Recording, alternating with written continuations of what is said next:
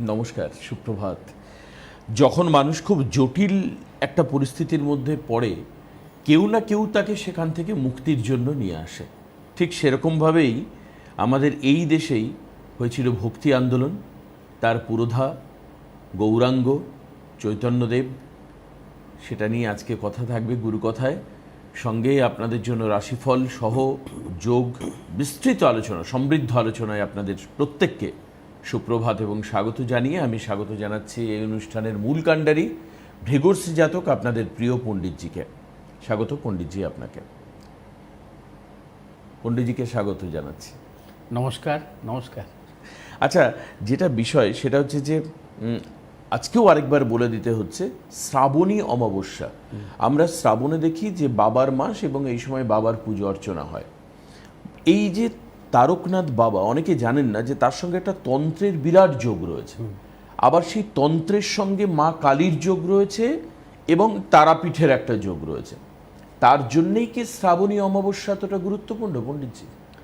অবশ্যই শ্রাবণী অমাবস্যা তো একটি শুভ মাস, হ্যাঁ, এবং যেহেতু আমরা মহাদেবের মাস বলি, কারণ হচ্ছে যে পুরাণে আছে সে সমুদ্র মন্থন এই শ্রাবণ মাসেই হয়েছিল। আচ্ছা আচ্ছা আচ্ছা। অর্থাৎ ওই যে সমুদ্র মন্থনের সময় যে বিষ গলায় ধারণ করেছিলেন বলে হলাহল, হলাহল, হ্যাঁ, সেই জন্য শিবকে নীলকণ্ঠ বলা হয়। নীলকণ্ঠ বলা হয়, ঠিক। যাই হোক, তা শ্রাবণ মাসে তো অনেক মাহাত্ম্য আছে, সেটা তো বলে তো শেষ করা যাবে না। তা এই শ্রাবণ মাসের এই বিশেষ অমাবস্যা হচ্ছে আগামী 12ই আগস্ট, অর্থাৎ আগামী বুধবার। এই বুধবার এই শ্রাবণী অমাবস্যায় গ্রহদোষ খণ্ডনের হচ্ছে একটা অত্যন্ত শুভ তিথি। অর্থাৎ যে কোনো গ্রহদোষ খণ্ডন আমি সবসময় বলে থাকি যে এটা শুভ তিথিতেই করাই শুভ, সেক্ষেত্রে সাফল্য আসে সে কাজের ক্ষেত্রে। আর তারাপীঠ তো সাধনপীঠ, সাধনপীঠে যদি কখনো গ্রহদোষ খণ্ডন হয় সেক্ষেত্রে কিন্তু অবশ্যই তার সাফল্য আসবে, এবং সেক্ষেত্রে কিছুটা নির্ভর করে তার নিজের কর্মফলের উপর, এবং যার গ্রহদোষ খণ্ডন হবে তার কর্মফলের উপর নির্ভর করবে।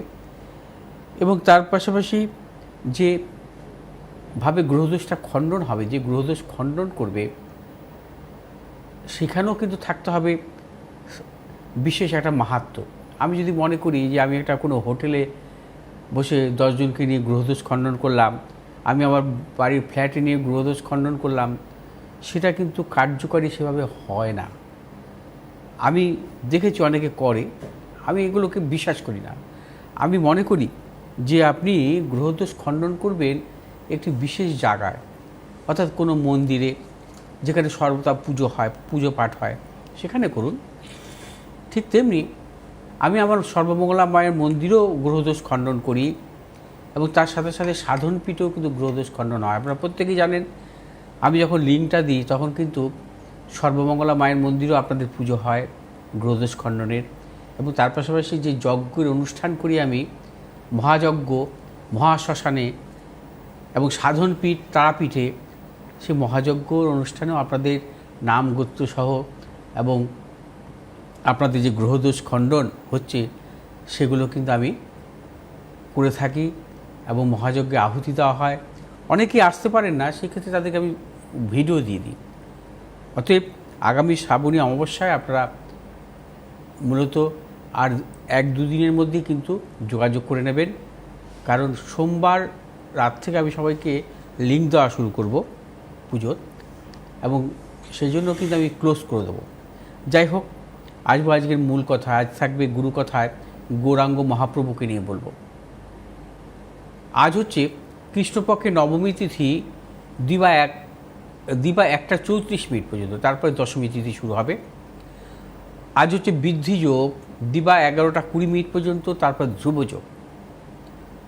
আজ হচ্ছে গোচরে আত্মকারক গ্রহ হচ্ছে রবি, আজকের গোচরে রাজ্যকারক গ্রহ হচ্ছে বুধ এবং শনি। আজ অভিজিৎ মুহূর্ত দুপুর 12টা 25 মিনিট থেকে 1টা 15 মিনিট পর্যন্ত। আজকে রাহুকাল সকাল 10টা 4 মিনিট থেকে 11টা 43 মিনিট পর্যন্ত। রবি আজকে অবস্থান করছে কর্কট রাশির অশ্লেষা নক্ষত্রে, চন্দ্র আজকে অবস্থান করছে বৃষ রাশির রোহিণী নক্ষত্রে, মঙ্গল আজকে অবস্থান করবে মিথুন রাশির মৃগশিরা নক্ষত্রে, বুধ আজকে অবস্থান করবে কর্কট রাশির পূর্ণবসু নক্ষত্রে, বৃহস্পতি আজকে অবস্থান করবে কর্কট রাশির পুষ্যা নক্ষত্রে, শুক্র আজকে অবস্থান করবে কন্যা রাশির উত্তর ফাল্গুনী নক্ষত্রে, শনি আজকে অবস্থান করবে মীন রাশির রেবতী নক্ষত্রে, রাহু আজকে অবস্থান করবে কুম্ভ রাশির ধনিষ্ঠা নক্ষত্রে, কেতু আজকে অবস্থান করবে সিংহ রাশির মঘা নক্ষত্রে। আজকে আমি একটি গোচরের মহাযোগ নিয়ে আলোচনা করব। এটা এডুকেশন পারপাস অর্থাৎ বিদ্যার ক্ষেত্রে যোগ। আজ চন্দ্র অবস্থান করছে বৃষ রাশিতে, অর্থাৎ বৃষ লগ্ন বা বৃষ রাশির জাতক জাতিকাদের যদি কখনো চতুর্থপতি পঞ্চমপতি রাজযোগে আবদ্ধ হয়, তাকে আমরা কি বলি? বিদ্যাবত্তা যোগ, যদি বৃহস্পতি যুক্ত বা বৃহস্পতির দৃষ্ট অবস্থা থাকে। আজকের গোচরে রাশির চতুর্থপতি হচ্ছে রবি এবং পঞ্চমপতি কারগ্রহ হচ্ছে বুধ, রাজযোগে আবদ্ধ হয়েছে কর্কট রাশিতে বৃহস্পতি যুক্ত অবস্থায়। এই যোগ আমরা দেখতে পাই কথা সাহিত্যিক তারাশঙ্কর বন্দ্যোপাধ্যায়ের জন্মছকে, অর্থাৎ এই যোগ অত্যন্ত শুভ যোগ, এই বিদ্যাবত্তা যোগ। বিদ্যাবত্তা যোগ অনেকভাবেই হয়, কিন্তু বিশেষভাবে এই ধরনের বিদ্যাবত্তা যোগ অর্থাৎ রবি বুধ সহাবস্থান বৃহস্পতিযুক্ত যদি মিথুন রাশিতে হয়, কর্কট রাশিতে হয়, সিংহ রাশিতে হয়, কন্যা রাশিতে হয়, অত্যন্ত শুভ। এরা অত্যন্ত মেধাবী হয় এবং সাহিত্য সৃষ্টিকারী যোগও বলা হয়। সাহিত্য সৃষ্টিকারী যোগ বলা হয় যদি কোনো জাতক জাতিকার জন্মছকে রবি বুধ বৃহস্পতি যুক্ত অবস্থায় মিথুন রাশি, কর্কট রাশি, সিংহ রাশি, কন্যা রাশিতে অবস্থান করে। এছাড়া বিদ্যাবত্তা যোগ অনেকভাবেই হয়। বিদ্যাবত্তা যোগ হয় যদি কখনো দেখা যায় যে চতুর্থপতি পঞ্চমপতি যদি জন্মছকে তার স্বক্ষেত্রে দৃষ্ট থাকে। ধরুন কোনো জাতক জাতিকার জন্মছকে বৃশ্চিক লগ্ন, তার চতুর্থপতি হচ্ছে শনি। শনি ধরুন তার জন্মছকে সিংহ রাশিতে আছে, স্বক্ষেত্রে দৃষ্টি দিচ্ছে। আবার বৃহস্পতি অবস্থান করছে কর্কট রাশিতে, স্বক্ষেত্রে পঞ্চম ভাবে দৃষ্টি দিচ্ছে। অর্থাৎ চতুর্থপতি চতুর্থভাবে দৃষ্ট, পঞ্চমপতি পঞ্চমভাবে দৃষ্ট, একেও বলা বিদ্যাবত্তা যোগ। এই বিদ্যাবত্তা যোগ অত্যন্ত শুভ, অত্যন্ত শুভ। গ্রহদের অবস্থানের থেকেও গ্রহরা যদি নিজ ক্ষেত্রে দৃষ্টি দেয়, সেই বিদ্যাবত্তা যোগ বিশেষভাবে শুভ ফল দেয়। এবং এছাড়া আমি রবি বুধের বুধাদিত্য যোগ নিয়েও বলেছি এর আগে, যে বুধাদিত্য যোগে জাতক জাতিকাদের ক্ষেত্রে উচ্চশিক্ষা আসে যদি রবি বুধের সহাবস্থান শুভ অবস্থা থাকে। অর্থাৎ মেষ রাশিতে যদি থাকে, মিথুন রাশিতে যদি থাকে, কন্যা রাশিতে থাকে, সিংহ রাশিতে থাকে, সেক্ষেত্রেও সে জাতক জাতিকা কিন্তু উচ্চশিক্ষা পায়। ধরুন আমি একটি বিদ্যাবত্তা যোগের কথা বলবো। যদি কখনো কোনো মকর লগ্নের জাতক জাতিকাদের চতুর্থপতি হচ্ছে মঙ্গল এবং পঞ্চমপতি হচ্ছে শুক্র, এবং চতুর্থপতি মঙ্গল পঞ্চমপতি শুক্রের যদি সহাবস্থান করে, তার কিন্তু উচ্চশিক্ষা হয়। কিন্তু মঙ্গলের যদি মহাদশা পড়ে যায়, তার এডুকেশন লাইফে কিন্তু উল্টোটা হয়, তার পড়াশোনা হয় না। কি অদ্ভুত ব্যাপার না বলুন? কারণ মকর লগ্নের জাতক জাতিকাদের মঙ্গল হচ্ছে বাধকপতি। বাধকপতি থাকার জন্য তার উচ্চশিক্ষায় বাধা আসে। আবার তার জন্মছকে নানাবিধ যোগ আছে উচ্চশিক্ষার। চতুর্থ পঞ্চমের রাজযোগ আছে, চতুর্থপতি বা পঞ্চমপতি স্বক্ষেত্রে দৃষ্ট। কিন্তু বুধ যদি কখনো অশুভ থাকে, বুধ যদি নিচস্থ রাহুযুক্ত একাধিক পাপগ্রহযুক্ত, বুধ যদি অশুভ গ্রহ মধ্যগত থাকে, তাহলে কিন্তু আবার উল্টো ফল হয়। কারণ বুধকে সবসময় শুভ অবস্থায় থাকতে হবে। যেহেতু বুধ হচ্ছে বিদ্যাকারক, বুদ্ধিকারক গ্রহ, সেই ছেলেটির জন্মছক অনুযায়ী তার কিন্তু মেধা থাকবে, কিন্তু দেখা যাবে একটা উচ্চশিক্ষার ক্ষেত্রে, অর্থাৎ তার মাস্টার ডিগ্রি হতে পারে, বা সে ধরুন পড়াশোনা করছে, কোনো ডাক্তারি নিয়ে পড়াশোনা করছে, বা ইঞ্জিনিয়ারিং নিয়ে পড়াশোনা করছে, সেখানে গিয়ে তার একটা গ্যাপ হতে পারে, সেখানে গিয়ে তার সমস্যা হতে পারে। অর্থাৎ সেই জাতক জাতিকার উচ্চ শিক্ষায় গিয়ে বাধা আসবে। তার গ্র্যাজুয়েশন পর্যন্ত অত্যন্ত ভালো রেজাল্ট, উচ্চ মাধ্যমিকে অত্যন্ত ভালো রেজাল্ট, আপনারা অবশ্যই আপনার পান, এরকম অনেক ছেলে মেয়ে তাদের কিন্তু ভালো রেজাল্ট হয়, তাই তো? মাধ্যমিক, উচ্চ মাধ্যমিকে আমি দেখেছি গ্র্যাজুয়েশনে ভালো রেজাল্ট, তারপর তারা জীবনে সাফল্য পায় না। তার মূল কারণ হচ্ছে বুধ। বুধকে কিন্তু সর্বদা শুভ অবস্থা রাখতে হবে যে কোনো জাতক জাতিকার।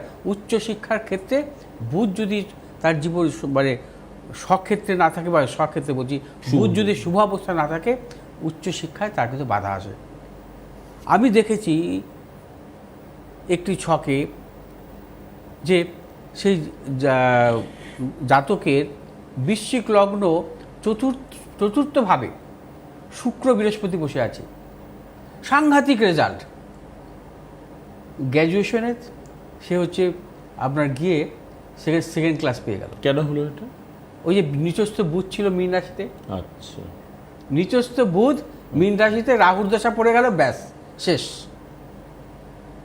আচ্ছা, হ্যাঁ, অর্থাৎ এডুকেশনটা যে সবার হবে, মানে কিভাবে হবে সেটা নির্ভর করে কিন্তু সব কিছু গ্রহগত অবস্থানের উপর। গ্রহদের অবস্থানের উপর তার এডুকেশন নির্ভর করবে। আমি একটা কথা বললাম যে মঙ্গল বাধকপতি হয়ে তার জীবনে সাফল্য আসলো না, ও দেখতে হবে তার মহাদশারা অনুকূলে আছে কিনা। অর্থাৎ বিদ্যা সবার ক্ষেত্রে হয় না। বিদ্যা হতে গেলে তার গ্রহ যোগ থাকা দরকার, গ্রহগুলো কোন নক্ষত্র অবস্থান করছে সেগুলোকেও দেখতে হবে, এবং তার পাশাপাশি বুধের অবস্থানটাকে দেখতে হবে, এবং তার পাশাপাশি তার গ্রহগত দশা অন্তর্দশা তার অনুকূলে আছে কিনা সেটাও দেখতে হবে, তবেই উচ্চশিক্ষা হবে। নচেত উচ্চশিক্ষায় সবার ক্ষেত্রে হয় না। একটা সময় এসে তাকে ধাপ করে পড়ে যেতে হয়, যতই মেধা থাকুক। আচ্ছা, কেউ আছেন নাকি এখন? হ্যাঁ, ফোন আছে, রাশিফলও বলা আছে। ফোনটা নিয়ে নেবো? ফোনটা নিয়ে নি তাহলে। কে রয়েছেন ফোনে? হ্যালো। হ্যাঁ, হ্যালো। হ্যাঁ, কোথা থেকে বলছেন দাদা? আমি চণ্ডীতলা হুগলি থেকে বলছি। আচ্ছা, কার সম্পর্কে জানবেন? আমি আমার ছেলের সম্পর্কে জানবো। আচ্ছা, ওর জন্ম তারিখটা একটু বলুন প্লিজ। হ্যাঁ, 15/5/2003। 15/5/2003। হ্যাঁ। টাইম? সময় 1:03। 1:03 দুপুরবেলা? দুপুরবেলা। দুপুরবেলা। জন্মস্থান? জন্মস্থান চণ্ডীতলা হুগলি। চণ্ডীতলা হুগলি। হ্যাঁ, ঠিক আছে। হ্যাঁ, পণ্ডিতজিকে প্রণাম জানাচ্ছি। হ্যাঁ, নমস্কার নমস্কার। হ্যাঁ, এই প্রোগ্রাম কতদিন ধরে দেখছেন? ও বহুদিন থেকে দেখছি। তাও? আমি গিয়েছি তো। তাও মোটামুটি কতদিন হলো? পণ্ডিতজির কাছে আমি 18 সালে গিয়েছিলাম। ও, 18 সালে এসেছিলেন? হ্যাঁ, আচ্ছা। মাধ্যমিকের সময় গিয়েছিলাম আর কি। হ্যাঁ, আচ্ছা আচ্ছা, বেশ। আচ্ছা, এই আপনার ছেলের জন্মবার বৃহস্পতিবার তো? বৃহস্পতিবার। সিংহ লগ্ন, তুলা রাশি, 7ই নক্ষত্র, দেবগণর। হ্যাঁ, আচ্ছা। জন্মছক অনুযায়ী জন্মকালীন বুধ হচ্ছে রেট্রোগ্রেড অবস্থায় ছিল। আচ্ছা, একটু জন্মছকে আমি আসছি। হ্যাঁ, 2003 সালে জন্ম, অর্থাৎ আপনার ছেলের এডুকেশন এবং কেরিয়ার দুটো নিয়ে আপনার জানার। আচ্ছা, হ্যাঁ, মাস্টার ডিগ্রি বাইক। এখন কি মাস্টার ডিগ্রি করছে? হ্যাঁ, মোটামুটি কমপ্লিট হয়ে গেছে, পরীক্ষা শেষ হয়ে গেছে। আচ্ছা আচ্ছা, পরীক্ষা শেষ হয়ে গেছে। হ্যাঁ। আচ্ছা, এবার আপনার প্রশ্ন যে মাস্টার আরো পড়াশোনা করবে না চাকরি করবে, তাই তো? চাকরি করবে না কোনো পিএইচডির দিকে কোনো উচ্চশিক্ষা করবে না? এই যে আমি এই আজকে উচ্চ শিক্ষা নিয়ে বললাম। হ্যাঁ হ্যাঁ হ্যাঁ। আপনার ছেলের জন্ম, বলুন বলুন। আমার লাইফ পুষ্টি করা আছে। আচ্ছা, এখন তো শরীর মহাদশা চলছে। হ্যাঁ, আমি বলছি, আমি আসি। হ্যাঁ, হ্যাঁ হ্যাঁ। যেটা নিয়ে আজকে আলোচনা ছিল যে উচ্চ শিক্ষা নিয়ে, আপনার ছেলের জন্মছকেও কিন্তু চতুর্থপতি মঙ্গল, পঞ্চমপতি বৃহস্পতি রাজযোগে আবদ্ধ। এই ঠিক যে কম্বিনেশনটা কম্বিনেশন নিয়ে বলছিলেন। বলছিলাম। চতুর্থপতি মঙ্গল মকর রাশিতে তুঙ্গি অবস্থায় আছে এবং পঞ্চমপতি বৃহস্পতি লগ্নের কর্কট রাশিতে অবস্থান করছে, অর্থাৎ সমসপ্তম দৃষ্টি বিনিময় যোগ, অর্থাৎ চতুর্থ পঞ্চমের দৃষ্টি বিনিময় যোগ। ছেলেটির উচ্চশিক্ষা হয়েছে, মাস্টার ডিগ্রি করেছে। হ্যাঁ, আচ্ছা, এবার আরো উচ্চ হবে, আরো মানে আর কি উচ্চশিক্ষায় যাবে না নাকি? ওর কি ইচ্ছা নেই? আমি সেটাই বলছি, জানতে চাই যে আর কি এখন যেটার দিকে যাবে পিএইচডি উচ্চ শিক্ষায় যাওয়া ভালো না চাকরি করলে ভালো? আপনি মানে চাকরির অনুসন্ধান করলে ভালো, আপনি সেটাই জানতে চাইছেন তো? সেটাই জানতে চাইছেন তো? হ্যাঁ, কবে নাগাদ চাকরির যোগ আছে? কবে নাগাদ চাকরির যোগ আছে না? এখন ওর চলছে শনির মহাদশা। শনি কিন্তু বাধকপতি। হ্যাঁ, সিংহ লগ্নের জাতক জাতিকাদের শনি হচ্ছে বাধকপতি কারক গ্রহ। তবুও আমি বলবো আপনাকে যে আপনার ছেলেকে উচ্চশিক্ষার জন্য চিন্তা ভাবনা করতে বলুন। এখন যেহেতু বুধের অন্তর্দশা চলছে, বুধ হচ্ছে ওর জন্মছকে ভাগ্যস্থানে অবস্থান করছে। ভাগ্যপতি কারক গ্রহ হচ্ছে ওর মঙ্গল। একটা কথা মনে রাখতে হবে, সিংহ লগ্নের জাতক জাতিকাদের মঙ্গল এবং বৃহস্পতি এই দুটি গ্রহই হচ্ছে রাজ্য কারক গ্রহ।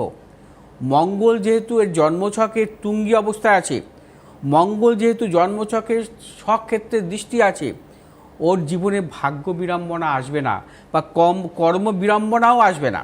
ঠিক আছে, আপনি ওকে উচ্চশিক্ষার জন্য চিন্তা ভাবনা করুন, সেটাই ভালো হবে। হ্যাঁ, উচ্চশিক্ষার জন্য চিন্তা ভাবনা করুন।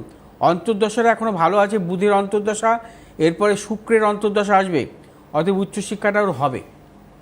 ঠিক আছে, আর চাকরি বাকরির চিন্তা করতে হবে না, চাকরি বাকরি ওর জীবনে কোনো অসুবিধা হবে না, আসবে, এমনি পাবে। হ্যাঁ, পরবর্তী কর্মস্থানে রবির অবস্থান।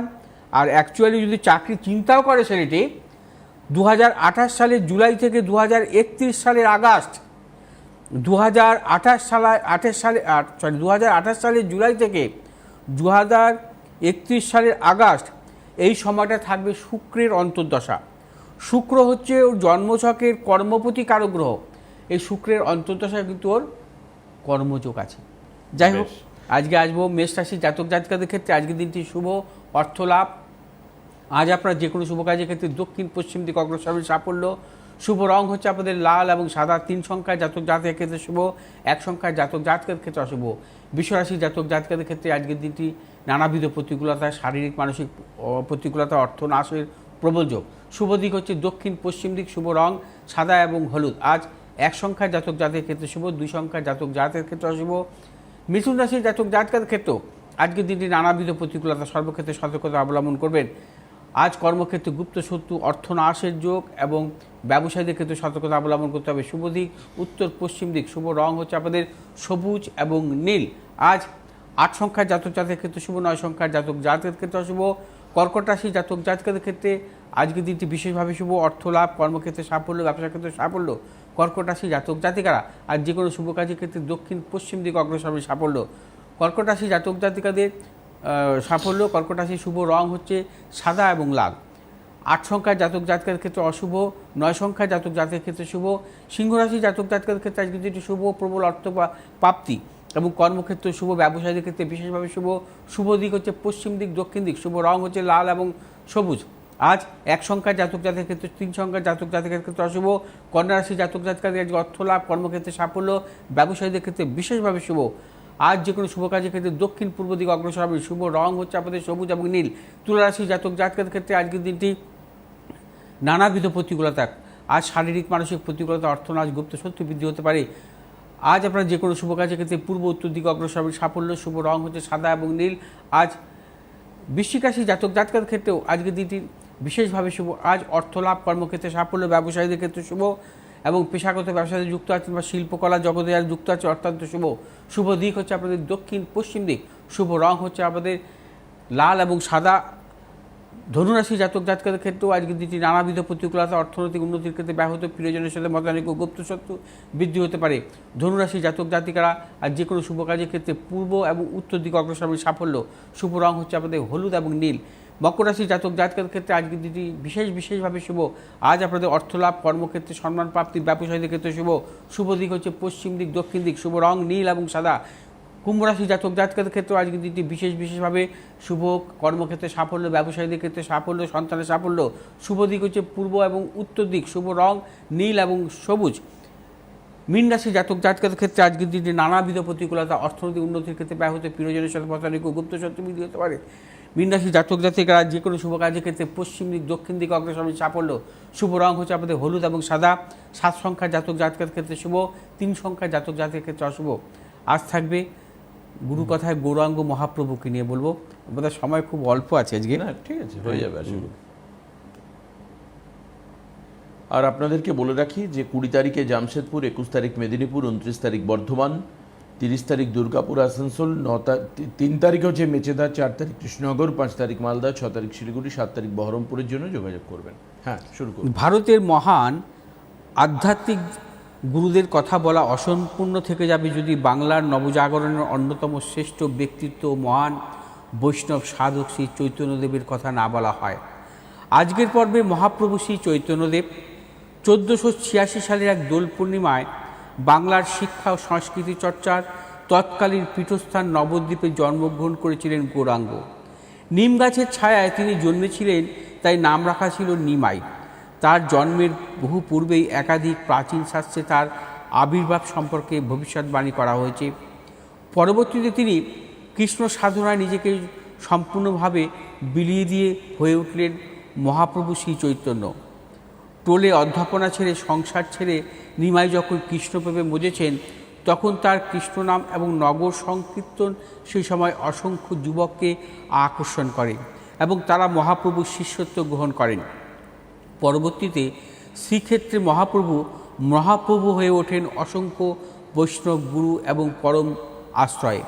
বৈষ্ণবরা মহাপ্রভুকে বিষ্ণুর অংশ হিসাবে দেখেন এবং তার সাথে নৃসিংহ অবতারেরও তুলনা করা হয়।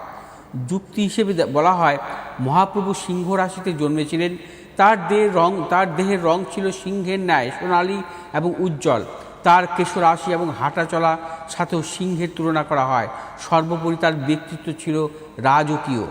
একবার মহাপ্রভু শ্রীনিবাস ঠাকুরবাড়িতে এক অপূর্ব অলৌকিক লীলা পরিদর্শন করেন। তখন প্রবলভাবে সংকীর্তন হচ্ছিল। তখন ভক্তদের জিজ্ঞাসা করলেন যে তারা কি খেতে চান, এবং তারা জানালেন যে তারা আম খেতে চান। তখন তিনি আমের আটি চাইলেন। তখন আমের সময় ছিল না। আটিটি যখন তার কাছে আনা হলো, তখন তিনি সেটি শ্রীনিবাস ঠাকুরের অঙ্গনে পুঁতলেন এবং তৎক্ষণাৎ সেই আটিটি অঙ্কুরিত হয়ে ক্রমান্বয়ে বর্ধিত হতে লাগলো। অচিরে সেটি একটি আম গাছে পরিণত হলো এবং সেই গাছে এত সুপক্ষ আম ধরল যে ভক্তরা তাকে শেষ করতে পারলেন না। গাছটি শ্রীনিবাস ঠাকুরের অঙ্গনেই রইল। ভক্তরা সেটি থেকে তাদের যত ইচ্ছে আম নিয়ে খেলো। ভক্তরা মহাপ্রভু এই অপ্রাকৃত লীলা দেখে মুগ্ধ হলেন। এখনও সেই গাছ শ্রীনিবাস গৃহের উঠোনে বর্তমান। শোনা যায়, মহাপ্রভু যখন জঙ্গলের মধ্যে দিয়ে হরির নাম সংকীর্তন করতে করতে এগোতেন, তখন বনের হিংস্র পশুরাও তার হিংসা ভুলে মোহিত হতেন এবং সংকীর্তন শুনতেন। সারা বিশ্বকে তিনি দিয়ে গেছেন কৃষ্ণ নাম, এবং যে নাম আজ ছড়িয়ে পড়েছে দাবানলের মতো সারা পৃথিবীতে। জাতি, ধর্ম, বর্ণ নির্বিশেষে মহাপ্রভুকে সবাইকে আপন করে নিয়েছিলেন। তার সাধনা ছিল একটাই, মানুষকে ভালোবাসা আর কৃষ্ণর চরণের যুগলে নিজেকে সম্পূর্ণরূপে সঁপে দেওয়া। তার সাধনার পদ্ধতি ছিল সরল মৃদঙ্গ হরে কৃষ্ণ মহামন্ত্র। একেবারে আজকে আমরা এখানে শেষ করব আজকের এই অনুষ্ঠান। অবশ্যই পরবর্তী অনুষ্ঠানে আবার দেখা হবে। নমস্কার।